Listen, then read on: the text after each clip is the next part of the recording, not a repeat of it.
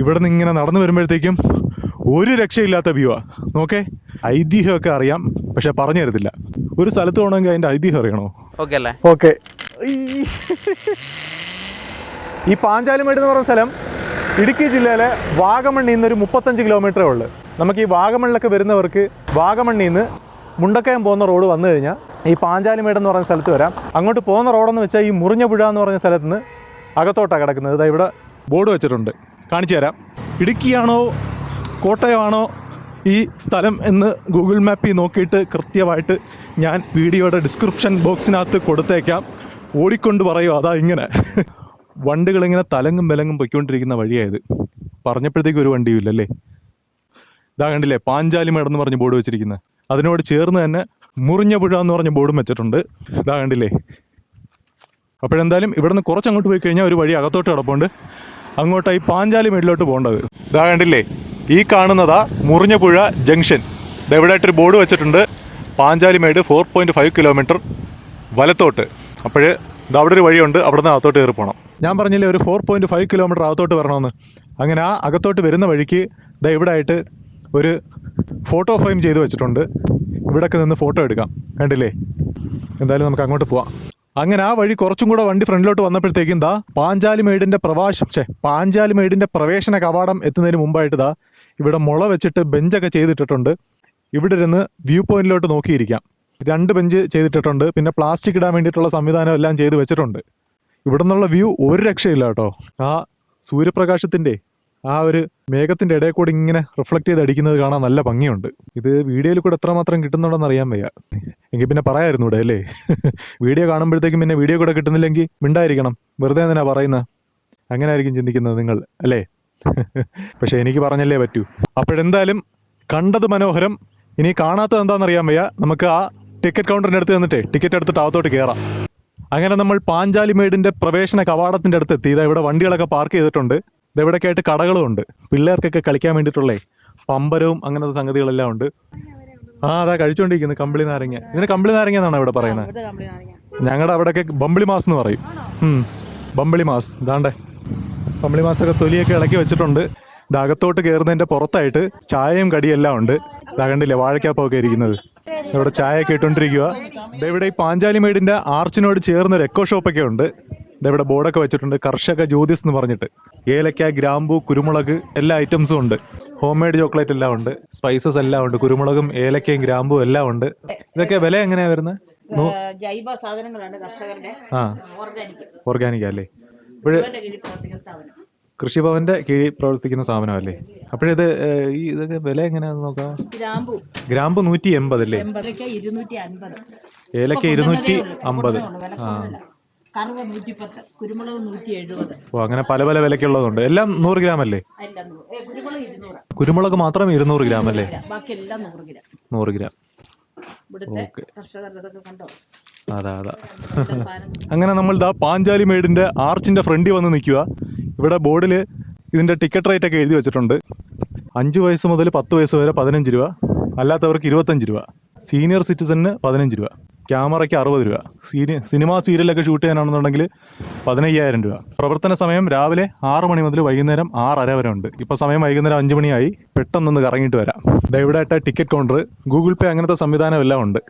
Ticket കൗണ്ടറും ഒരു പഴയ ഒരു മണ്ഡപത്തിൻ്റെ സ്റ്റൈലിലാണ് ചെയ്തിരിക്കുന്നത്. എന്തായാലും മുകളിലോട്ട് പോവാം. ഇവിടെയൊക്കെ ആയിട്ട് ആൾക്കാരൊക്കെ നിന്ന് ഗ്രൂപ്പ് ഫോട്ടോ ഒക്കെ എടുത്തുകൊണ്ട് നിൽക്കുക. നമുക്കിതോ ആ മണ്ഡപത്തിലോട്ട് പോവാം. ഇങ്ങോട്ട് കയറുന്ന വഴിക്ക് ഇവിടെ ഒരു ചെടി വെച്ചിട്ടുണ്ട്, നല്ല ഭംഗിയായിട്ട് നിൽപ്പുണ്ട്. അതിനകത്ത് പൂക്കളെല്ലാം കളർഫുൾ ആയിട്ടുണ്ട് കാണാൻ. ഇവിടെയൊക്കെ നിന്ന് ഫോട്ടോസൊക്കെ എടുക്കുക, അടിപൊളിയായിരിക്കും. എന്തായാലും ഈ ഒരു ഇത് ചെയ്തിരിക്കുന്നത് കൊള്ളാം. മണ്ഡപമേ ശരിക്കും നമ്മൾ ഈ തമിഴ്നാട്ടിലൊക്കെ പോകുമ്പോൾ ചില അമ്പലങ്ങളിലൊക്കെ പോകുന്നതാണ് കൊണ്ട്. എന്തായാലും ഈ ചെയ്തിരിക്കുന്നത് കൊള്ളാം. ഇത് കുറേ കാലം കൂടെ കഴിയുമ്പോഴത്തേക്കും ഒരു പ്രത്യേക വൈബായിരിക്കും. എന്ന് വെച്ചാൽ ഇപ്പം വൈബില്ലെന്നല്ല, കുറേ കൂടെ ഒന്ന് പഴകണം. ദൈവം നോക്കേ, ഇത് ജെൻസ് ടോയ്ലറ്റിലോട്ട് പോകുന്ന വഴിയാണ്. ആ ടോയ്ലറ്റിലോട്ട് പോകുന്ന വഴി വരെയും രാജകീയം. ഇതുപോലെ തന്നെ അപ്പുറത്തെ സൈഡും ലേഡീസ് ടോയ്ലറ്റിലോട്ട് പോകുന്ന വഴിയും. എന്തായാലും നീറ്റായിട്ട് തന്നെ ചെയ്തിട്ടുണ്ട്. മണ്ഡപത്തിനകത്തായിട്ട് തന്നെ ഇതാ ഇവിടെ ഒരു അത്യാവശ്യം സ്നാക്സ് ഒക്കെ മേടിക്കാൻ കിട്ടുന്നൊരു കടയാണ്. ഇതെന്താ എഴുതി പോകുന്നു? പൊറോട്ട, ബീഫ് എല്ലാം ഉണ്ടോ? ആഹാ, പഴംപൊരിയും ബീഫും ഉണ്ടല്ലേ? എല്ലാം ഉണ്ട്. കണ്ണാടിയൊക്കെ ഉണ്ട് നോക്കേ. പരിപ്പ് വട, വാഴയ്ക്കപ്പം, തൊപ്പി, കുരുമുളക് എല്ലാം ഉണ്ട്. ഇവിടെ കയറി വരുന്നതിൻ്റെ 2 സൈഡിലായിട്ടും ആനയുടെ തുമ്പിക്കൈ പോലെയൊക്കെ ചെയ്ത് വെച്ചിട്ടുണ്ട്. അതിൽ നിന്ന് ഇങ്ങനെ വെള്ളം വീണുകൊണ്ട് ഇരിപ്പുണ്ട്. കൊള്ളാം. എന്തായാലും നമുക്ക് ഇനിയും കുറച്ചും കൂടെ നടന്ന് ഉള്ളിലോട്ട് പോവാം. അതെ, ഇവിടെ ആയിട്ട് വേറെയും ആക്ടിവിറ്റി ഒക്കെ ഉണ്ട്. എത്രയാണ് ചാർജ് ബ്രോ ഇത്? ആൾക്ക് 350. അപ്പോഴേ എങ്ങനെയാ സംവിധാനം എന്ന് വെച്ചാൽ അതാ ഇതിനകത്തോട്ട് കയറുന്നതിന് 350 രൂപ ചാർജ്. ഇവിടെ നിന്ന് 450 മീറ്റർ ഉണ്ട് നീളത്തിൽ അങ്ങോട്ട്. അപ്പോഴേ സിപ്പ് ലൈൻ എന്ന ഈ ആക്ടിവിറ്റിയുടെ പേര്. ഒരു ലേക്ക് ക്രോസ് ചെയ്തിട്ടാണ് പോകുന്നത്. അതിനുശേഷം അവിടെ നിന്ന് ജീപ്പിൽ തിരിച്ചു കൊണ്ടുവരും. അപ്പോഴെന്തായാലും സിപ്പ് ലൈനിൽ പോകാൻ തീരുമാനിച്ചിരിക്കുക. ഇതാ സിപ്പ് ലൈനിൽ പോകുന്നവരെ തിരിച്ചു കൊണ്ടുവരുന്ന ജീപ്പ്. അങ്ങനെ ജീവിതത്തിൽ ആദ്യമായിട്ടാണ് സിപ്പ് ലൈനിലോട്ട് കയറാൻ പോകുന്നത്. ഹെൽമെറ്റൊക്കെ ഉണ്ടല്ലേ? ഓക്കെ. പേരെന്താ ബ്രോ അവിടെ? അലൻ. റേറ്റൊക്കെ ഓക്കെ അല്ലേ? Okay, yes. ഈ അയൺ റോപ്പിൽ പിടിക്കരുത് കേട്ടോ. പിടിക്കരുത്. കാരണം വെച്ചാൽ ഈ റോപ്പിൽ പിടിക്കരുത്. പിടിക്കുകയാണെങ്കിൽ ഇവിടെ മാത്രം പിടിക്കുക. ഓക്കെ. ഇവിടെ പിടിക്കണം ഒരു നിർബന്ധമില്ല. പിടിക്കാണ് ഇവിടെ മാത്രം പിടിക്കുക. പിടിക്കുന്ന ഒരു നിർബന്ധമില്ല. കൈയൊക്കെ ഫ്രീ ആക്കി വെക്കാം. അവിടെ എത്തുമ്പോൾ ചെറിയൊരു ജെർക്കിങ് ഉണ്ടാവും. ഒന്ന് ബോഡിയൊക്കെ ഒന്ന് ചിലപ്പോൾ ഷേക്ക് ആവും. ബ്രേക്കിംഗ് സിസ്റ്റം ആണ് അവിടുത്തെ. ഓക്കെ അല്ലേ? അവിടെ എത്തുമ്പോൾ കാലൊന്ന് ബേക്കോട്ടേക്ക് ബെൻഡ് ചെയ്ത് പിടിക്കുക. ഇങ്ങനെ മുട്ട് മടക്കുക. മുട്ട് മടക്കുക. അവിടെ എത്തുമ്പോഴത്തേക്കും കാലൊന്നും ഇങ്ങനെ മടക്കി. ഇത്ര മടക്ക് മതിയോ? അത് മതിയല്ലോ. ഓക്കെ. Track A1 clear. ചെറിയൊരു നെഞ്ചിടിപ്പൊക്കെ ഉണ്ട്. ഇരുന്നു ഈ ബെൽറ്റിലോട്ട് ഫുള്ള് സപ്പോർട്ട് കൊടുത്തിരുന്നു. എന്നിട്ട് കാല് ഫ്രീ ആക്കിയോ. കാല് താഴോട്ട് വെച്ചോ. താഴോട്ട് വെക്കട്ടെ. ഒരു മിനിറ്റ്. ഓക്കെ. കൈ വിട്ടു. ഓക്കെ. ഓക്കെ അല്ലേ? ഓക്കെ. മരത്തിന്റെ ഒക്കെ അടുത്തൂടെ പോകുന്നത്.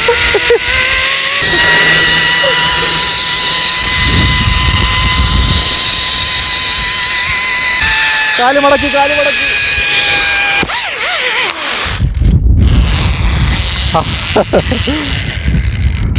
അടിപൊളി എക്സ്പീരിയൻസ് ആയിരുന്നു കേട്ടോ. Okay, thank you.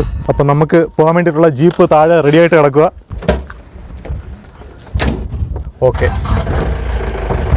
ഇത് ഫ്രണ്ട് ഒന്ന് ഓപ്പൺ ചെയ്ത് വെച്ചിരിക്കുന്നത് പൊടി കയറാതിരിക്കാനോ? ശരിയാ. അപ്പോൾ നമ്മൾ വെളിയിൽ നിന്നുള്ള കാറ്റിങ്ങനെ അകത്തൂടെ അങ്ങ് പാസ്സാവും. ഇതിനകത്ത് നിൽക്കത്തില്ല പൊടി വരത്തില്ല. ഫ്രണ്ടിൽ നിന്ന് കാറ്റടിച്ചിട്ട് പൊടി ഇങ്ങ് നേരെ അങ്ങ് ബാക്കിലോട്ട് പൊയ്ക്കോളും അല്ലേ? അതിന് വേണ്ടിയിട്ടാണ് ഈ ഗ്ലാസ് ഇങ്ങനെ തുറന്നു വെച്ചിരിക്കുന്നത്. നിലത്ത് മൊത്തം ചാറ് ചെയ്യാതെ കിടക്കുന്ന റോഡായതുകൊണ്ടേ വണ്ടി പോകുമ്പോഴത്തേക്കും നല്ല പൊടിയായിരിക്കും. Off roading. ഓക്കെ, നമ്മുടെ സ്ഥലം എത്തിയിരിക്കുക. പേരെങ്ങനെയാണ് ചേട്ടൻ്റെ? ജോയ്. ഓക്കെ. അങ്ങനെ ജോയ് ചേട്ടൻ്റെ കൂടെ എൻജോയ് ചെയ്ത് മുകളിലോട്ട് വന്ന് ഇവിടെയായിട്ടൊരു കുരിശൊക്കെ കാണാം. ഇതാ കണ്ടില്ലേ? ഒന്നിലധികം ഉണ്ട്. നമ്മളിങ്ങനെ നടന്ന് വരുമ്പോഴത്തേക്കുവേ ഈ ഒരു കുരിശോടെ തീരുമെന്ന് വിചാരിക്കും. പക്ഷേ ഈ കുരിശല്ല, അപ്പുറത്തായിട്ട് വേറെയും കുരിശ് കാണും. അങ്ങനെ ഓരോരോ കുരിശുകളും മാറി വരും. ഇതെവിടെയായിട്ടൊരു ബെഞ്ച് ഇട്ടിട്ടുണ്ട്. ഇവിടെയൊക്കെ ഇരുന്ന് വ്യൂ പോയിന്റിലോട്ട് നോക്കിയിരിക്കാൻ അടിപൊളിയാണ്. നല്ല കാറ്റുമുണ്ട്. കാറ്റും കൊണ്ടുകൊണ്ട് ഇവിടെ ഇങ്ങനെ ഇരിക്കാൻ അടിപൊളിയായിരിക്കും അല്ലേ?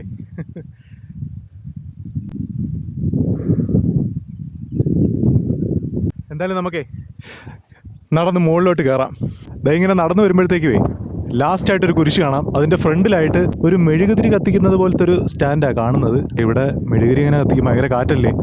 ഇതാണ് ലാസ്റ്റ് കുരിശ്.